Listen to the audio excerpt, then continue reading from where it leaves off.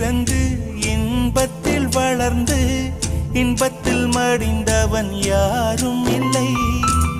துன்பத்தில் பிறந்து துன்பத்தில் வளர்ந்து துன்பத்தில் முடிந்தவன் யாரும் இல்லை.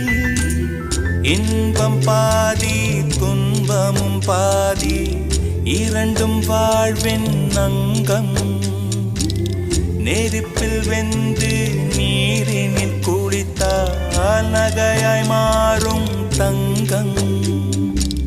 தோல்வியும் கொஞ்சம் வேண்டுமடி, வெற்றிக்கு அதுவே எணியடி.